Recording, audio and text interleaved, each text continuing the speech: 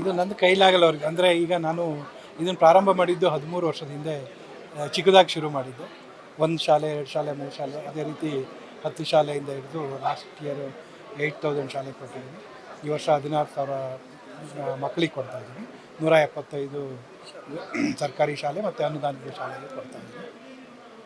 ಎಲ್ಲಿವರೆಗೆ ನನ್ನ ಕೈಯಲ್ಲಿ ಆಗುತ್ತೋ ಅನ್ನೋದು, ನಡ್ಕೊಂಡು ಹೋಗುತ್ತೋ ಅಲ್ಲಿವರೆಗೆ ಕೊಟ್ಕೊಂಡು ಹೋಗಬೇಕು ಅನ್ನೋದೊಂದು ಉದ್ದೇಶ ಇದೆ. ಒಬ್ಬರ ಕೈಯಿಂದ ಅದೇನೂ ಮಾಡಲಿಕ್ಕಾಗೋದಿಲ್ಲ. ಸೊ ಎಲ್ಲರೂ ಕೈ ಜೋಡಿಸ್ಬೇಕು. ಅದಕ್ಕೆ ಪೋಷಕರಿಗೆ ಒಂದು ಅದ್ರ ಬಗ್ಗೆ ಅರಿವು ಮೂಡಲಿ ಅನ್ನೋದಕ್ಕೋಸ್ಕರ ಒಂದು ಪಾಂಪ್ಲೆಟ್ ತಲುಪಿಸಿದ್ದೀನಿ. ಮುಂದಿನ ದಿನದಲ್ಲಿ ಕಾಲೇಜ್ ಎದುರುಗಡೆ ಮತ್ತು ಸ್ಕೂಲ್ ಎದುರುಗಡೆ ಒಂದು ಮಾಕ್ ಇದ್ರ ಥರ ಡ್ರಗ್ಸ್ ತಗೊಂಡ್ರೆ ಏನಾಗುತ್ತೆ ಅದ್ರ ಬಗ್ಗೆ ಒಂದು ಡ್ರಾಮಾ ಟೈಪ್ ಮಾಡಬೇಕು ಅಂತ ಹೇಳಿ ಒಂದು ಪ್ಲ್ಯಾನ್ ಮಾಡ್ಕೊಂಡಿದ್ದೀವಿ. ಅದನ್ನು ಮುಂದಿನ ಈ ಮಳೆಗಾಲ ಕಾಲದ ಮೇಲ್ಗಡೆ ಒಂದು ಪ್ರತಿ ಶಾಲೆಗೆ ಅಥವಾ ಕಾಲೇಜ್ಗೆ ಹೋಗಿ ಅದ್ರ ಬಗ್ಗೆ ಅರಿವು ಮೂಡಿಸ್ಲಿಕ್ಕೆ ಮಾಡ್ತೀವಿ. ಅದೇ ರೀತಿ ನಾವು ಪೊಲೀಸು ಮತ್ತು ಏನು ಇದ್ದಾರೆ ಅವರಿಗೆಲ್ಲ ಮನವಿ ಕೊಟ್ಟಿದ್ದೀವಿ. ಎಷ್ಟು NDPS ಕೇಸ್ ಕೆಳಗಡೆ ಕೇಸ್ ದಾಖಲಾಗಿದೆ, ಎಷ್ಟನ್ನ ವಿಚಾರಣೆ ಮಾಡಿದ್ದೀರಾ, ಯಾವುದು ವಿಚಾರಣೆ ಹಂತದಲ್ಲಿದೆ, ಎಷ್ಟು ಜನನ ಅರೆಸ್ಟ್ ಮಾಡಿದ್ದೀರಾ, ಅದ್ರ ಬಗ್ಗೆ ಎಲ್ಲ ಮಾಹಿತಿ ಕೇಳಿದ್ದೀವಿ.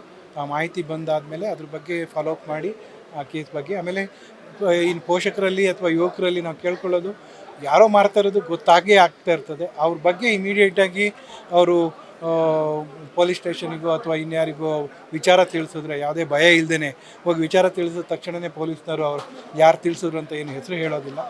ಧೈರ್ಯವಾಗಿ ಹೋಗಿ ಇಂಥ ಜನ ಇಂಥದ್ದು ಮಾಡ್ತಾ ಇದ್ದಾರೆ ಅನ್ನೋದ್ರ ಬಗ್ಗೆ ಮುಂದೆ ಬರಬೇಕು. ಮುಂದೆ ಬಂದರೆ ಅದನ್ನು ನಮ್ಮ ಕೈಲಾದ ಮಟ್ಟಿಗೆ ತಡೀತಾ ಹೋದರೆ ಮುಂದೊಂದು ದಿನ ಪೂರ ತಡಿಬೋದು ಅನ್ನೋದು ಒಂದು ಉದ್ದೇಶ. ಈಗ ನೀವು ಅಂಗಡಿ ಮುಗ್ಗಟ್ಟು ಎಲ್ಲೇ ಹೋದ್ರೂ ನಾವು ಕೇಳ್ಪಡ್ತಾ ಇದ್ದೀವಿ. ಅದು ಗ್ರಾಮದಲ್ಲಾಗಿರ್ಬೋದು ಅಥವಾ ಈಗೊಂದು ಸಿಟಿ ಅಥವಾ ಕಾಲೇಜು ಅಥವಾ ಇದರಲ್ಲೆಲ್ಲ ಈಗ ಹೈಸ್ಕೂಲ್ ಹುಡುಗರು ಬ್ಯಾಗಲ್ಲೂ ಸಿಗ್ತಾಯಿದೆ ಅನ್ನೋದೆಲ್ಲ ಮಾಹಿತಿ ಇದೆ. ಅದೆಲ್ಲ ಪೊಲೀಸರಿಗೆ ಮಾಹಿತಿ ಇದ್ದರೆ ತಕ್ಷಣ ಅವರು ಅದ್ರ ಬಗ್ಗೆ ಆ್ಯಕ್ಷನ್ ತಗೋಬೇಕು, ಅದ್ರ ಬಗ್ಗೆ ಗಮನ ಹರಿಸ್ಬೇಕು. ಈಗ ಸಿಟಿಗಳಲ್ಲಿ ಕಾಲೇಜಿಗೆ ಎಲ್ಲಿ ಸ್ಥಿತಿ ಬಂದಿದೆ ಅಂತ ಹೇಳಿದ್ರೆ, ಹೈಸ್ಕೂಲ್ ಆದಮೇಲೆ ಪ್ರತಿ ವೀಕ್ಲಿ 2-3 ಡೇಸು ಎಲ್ಲ ಮಕ್ಕಳು ಬ್ಯಾಗ್ ಚೆಕ್ ಮಾಡ್ತಾರೆ. ಪ್ರೈವೇಟ್ ಕಾಲೇಜು, ಪ್ರೈವೇಟ್ ಸ್ಕೂಲ್ಗಳಲ್ಲೆಲ್ಲ ಅದು ಮ್ಯಾಂಡೇಟ್ರಿ ಮಾಡ್ಕೊಂಡಿದ್ದಾರೆ. ಸೊ ಹಾಗಾಗಿ ಅದೇ ರೀತಿ ಇಲ್ಲೂ ಚೆಕ್ ಮಾಡೋದು ಇದು ಮಾಡಿಕೊಂಡು ಎಲ್ಲಿಂದ ಬರುತ್ತೆ ಅದ್ರ ಬಗ್ಗೆ ಮಾಹಿತಿ ತಿಳ್ಕೊಂಡು ನಮ್ಮ ಸಂಬಂಧಪಟ್ಟ ಅಧಿಕಾರಿಗಳಿಗೆ ಮಾಹಿತಿ ಕೊಡಬೇಕು ಅನ್ನೋದು ನಮ್ಮದು ಉದ್ದೇಶ.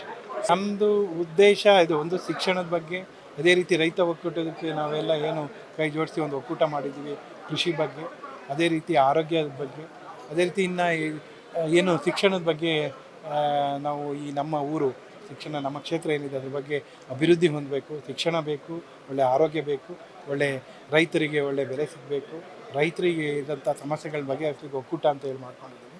ಅದೇ ರೀತಿ ಚಾರಿಟಬಲ್ ಟ್ರಸ್ಟಿಂದ ಎಲ್ಲರೂ ಕೈ ಜೋಡಿಸಿದ್ದಾರೆ. ನಾನು ಒಬ್ಬನಿಂದ ಏನೂ ಮಾಡಲಿಕ್ಕಾಗೋದಿಲ್ಲ.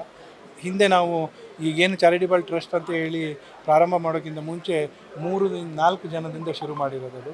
ಇದೇ ಹೋದ ವರ್ಷ ನಾವು 8,000 ಪರಿಕರಗಳು ಕೊಡುವಾಗ ನಮ್ಮ ಹತ್ರ ನಾವು 4 ಜನ, ಆ 4 ಜನ ಆ ಒಂದೇ ತಿಂಗಳಲ್ಲಿ 1,000 ಜನದ ಮೇಲೆ ಆದರು. ಈ ವರ್ಷ ಅದಕ್ಕೆ ನಾನೇ ನನಗೆ ಒಂದು ಸಂತೋಷದಾಯಕ ದಿನ ಆಗಿದೆ. ಯಾಕೆಂದರೆ ಸಮಾಜ ಸೇವೆ ಮಾಡಲಿಕ್ಕೆ ಇಷ್ಟು ಸಪೋರ್ಟ್ ಇದೆ ಅಂತ ಹೇಳಿದಾಗ ಎಲ್ಲರ ಭಾವನೆಯಲ್ಲೂ ಸಮಾಜ ಸೇವೆ ಮಾಡಬೇಕು ಅಂತ ಎಲ್ಲರೂ ಮುಂದೆ ಬಂದಿದ್ದಾರೆ. ಇದನ್ನು ಇನ್ನೂ ಉನ್ನತ ಮಟ್ಟದಲ್ಲಿ ಒಳ್ಳೆಯ ಕಾರ್ಯಗಳು ಮಾಡ್ಕೊಂಡು ಹೋಗಬೇಕು, ಒಳ್ಳೆಯ ಕೆಲಸ ಮಾಡಬೇಕು, ಒಂದು ಅಭಿವೃದ್ಧಿ ಕಾಣಬೇಕು ಅನ್ನೋದೊಂದು ಉದ್ದೇಶ. ನಮಗೆ ನಮ್ಮ ಹಕ್ಕು ರಸ್ತೆ, ಓಡಾಡಲಿಕ್ಕೆ ರಸ್ತೆಗಳಿಲ್ಲ. ಅದೇ ರೀತಿ ನಮ್ಮ ರೈತರ ಸಮಸ್ಯೆಗಳು ಬೇಕಾದಷ್ಟಿದೆ. ಕಾನೂನು ಸಮಸ್ಯೆ ಇದೆ, ರೈತರಿಗೆ ಮತ್ತು ಫಾರೆಸ್ಟ್ ಡಿಪಾರ್ಟ್ಮೆಂಟ್ ಇರ್ಬೋದು, ರೈತರು ಮತ್ತು ರೆವಿನ್ಯೂ ಡಿಪಾರ್ಟ್ಮೆಂಟ್ ಇರ್ಬೋದು. ಅದೇ ರೀತಿ ನಮ್ಮಲ್ಲಿ ಓದುವ ಮಕ್ಕಳಿಗೆ ಇಲ್ಲೇನು ಡೆವಲಪ್ಮೆಂಟ್, ಇನ್ಫ್ರಾಸ್ಟ್ರಕ್ಚರ್ ಡೆವಲಪ್ಮೆಂಟ್ ಇಲ್ಲ, ಒಳ್ಳೆ ಕಾಲೇಜ್ಗಳಿಲ್ಲ. ಈಗ SSLC ಆದಮೇಲೆ PUCಗೆ ಎಲ್ಲಿಗೆ ಹೋಗಬೇಕು ಅನ್ನೋದು ಕ್ವಶನ್. PUCಗೆ ಕಾಲೇಜ್ ಇದೆ, ಗೌರ್ಮೆಂಟ್ ಶಾಲೆ PUC ಓದಿದವರು ನೆಕ್ಸ್ಟ್ ಎಲ್ಲಿ ಹೋಗಬೇಕು? ನೆಕ್ಸ್ಟ್ ಹೋಗಬೇಕು ಅಂದರೆ ಮಂಗಳೂರು, ಚಿಕ್ಕಮಗಳೂರು ಹೋಗಬೇಕು, ಉಡುಪಿ ಹೋಗಬೇಕು, ಬೆಂಗಳೂರು ಹೋಗಬೇಕು. ಸೊ ಆ ಥರ ಹೋಗೋರು ಎಲ್ಲರಿಗೂ ಸಾಧ್ಯ ಆಗಲ್ಲ ಅದು ಕಳಿಸ್ಲಿಕ್ಕೆ. ಅದಕ್ಕೋಸ್ಕರ ನಮ್ಮಲ್ಲಿ ಸರ್ಕಾರ ಎಚ್ಚೆತ್ಕೊಂಡು ನಮ್ಮ ಈ 3 ತಾಲೂಕು ಸೇರಿ ಎಲ್ಲೋ ಒಂದು ಕಡೆ ಇಂಜಿನಿಯರಿಂಗ್ ಕಾಲೇಜು, ಕಾಲಾಂತರದಲ್ಲಿ ಒಂದು ಮೆಡಿಕಲ್ ಕಾಲೇಜು ಕೊಡಬೇಕು, ಟೂರಿಸಮ್ನ ಡೆವಲಪ್ಮೆಂಟ್ ಮಾಡಬೇಕು, ಕನೆಕ್ಟಿವಿಟಿ ಕೊಡಬೇಕು ಎಲ್ಲ ಹೈವೇಗಳಿಂದ. ಆವಾಗ ನಮ್ಮದೊಂದು ಮಾದರಿಯಾಗಿ ಮಾಡ್ಬೋದು. ಇದೇ ರೀತಿ ಸ್ವಚ್ಛತೆಯೂ ಕಾಪಾಡ್ಕೊಂಡು ಹೋಗಬೇಕು, ಟೂರಿಸಮ್ ಡೆವಲಪ್ಮೆಂಟ್ ಆಗ್ತದೆ. ಇಲ್ಲಿ ಮಡಿಕೇರಿ ಮತ್ತು ಕೊಡಗು ಜಿಲ್ಲೆಯಲ್ಲಿ ನಮ್ಮದಲ್ಲಿ ಇದೇ ರೀತಿ ಎನ್ವೈರ್ನ್ಮೆಂಟು, ಇದೇ ರೀತಿ ಪರಿಸರ ಇದೆ. ಆ ಪರಿಸರದಲ್ಲಿ ಅಲ್ಲಿ ಟೂರಿಸಮ್ ಡೆವಲಪ್ಮೆಂಟ್ ಆಗಿದೆ, ಪರಿಸರ ಸ್ವಚ್ಛತೆಯೂ ಕಾಪಾಡ್ಕೊಂಡು ಬಂದಿದ್ದಾರೆ. ನಮ್ಮಲ್ಲಿ ಯಾಕಿಲ್ಲ? ನಮ್ಮಲ್ಲಿ ಒಂದು ಹೆಜ್ಜೆ ಮುಂದೋಗಿ ಒಳ್ಳೊಳ್ಳೆ ಹೊಳೆ ನದಿಗಳಿದೆ, ಅದಾದಮೇಲೆ ಧಾರ್ಮಿಕ ಕ್ಷೇತ್ರಗಳು ಅಲ್ಲಿಗಿಂತ ಜಾಸ್ತಿ ಇದೆ. ಜನ ಬರ್ತಾರೆ, ಬಂದಮೇಲೆ ಇಲ್ಲಿ ಉಳಿಲಿಕ್ಕೆ ಜಾಗ ಇಲ್ಲ, ಸೀದಾ ವಾಪಸ್ಸು ಎಲ್ಲೋ ಹೋಗ್ತಾರೆ. ಸೊ ಅವರೇ ಇಲ್ಲೇ ಉಳಿದು ಇಲ್ಲೇ ಡೆವಲಪ್ಮೆಂಟ್ ಅಥವಾ ಸಿಟಿ ಡೆವಲಪ್ಮೆಂಟ್ ಆಗುತ್ತೆ, ಉದ್ಯೋಗ ಸಿಗ್ತದೆ. ಆಟೋದವರಿಗಿರ್ಬೋದು ಅಥವಾ ಕಾರ್ಮಿಕರಿಗಿರ್ಬೋದು, ನಮ್ಮಲ್ಲಿ ಕೆಲಸ ಮಾಡೋ ಹೋಟೆಲ್ಗೆಲ್ಲ ಹೋಗಿ ಕೆಲಸ ಮಾಡೋರು ಇಲ್ಲೇ ಹೋಟೆಲ್ಗಳಲ್ಲಿ ಕೆಲಸ ಮಾಡ್ಬೋದು. ಅಲ್ಲಿ ಹೋಗಿ 15,000 ಸಂಬಳ ತಗೊಂಡು ಬೆಂಗಳೂರಲ್ಲಿ ಜೀವನ ಮಾಡಬೇಕು. ಇದೇ 15,000ರಿಂದ 20,000 ಇಲ್ಲಿ ಸಿಕ್ಕಿದ್ರೆ ಅದು ಒಂದು ಮನೆ ಕುಟುಂಬನ ಸಾಗಿಸ್ಬೋದು. ಅಲ್ಲಿ ಒಂದು ರೆಂಟ್ ಕಟ್ಟು ಅವನು ಅರ್ಧ ಊಟ ಮಾಡಿ ಜೀವನ ಮಾಡಬೇಕಾಗ್ತದೆ. ಆ ಉದ್ದೇಶದಿಂದ ನಮ್ಮಲ್ಲಿ ಇನ್ಫ್ರಾಸ್ಟ್ರಕ್ಚರು, ಟೂರಿಸಮು ಎಲ್ಲ ಡೆವಲಪ್ ಆಗಬೇಕು ಅನ್ನೋದು ನಮ್ಮ ಉದ್ದೇಶ. ಈ ರೀತಿಯ ಇನ್ನಷ್ಟು ವಿಡಿಯೋಗಳು ನಿಮಗೆ ಸಿಗಬೇಕೇ?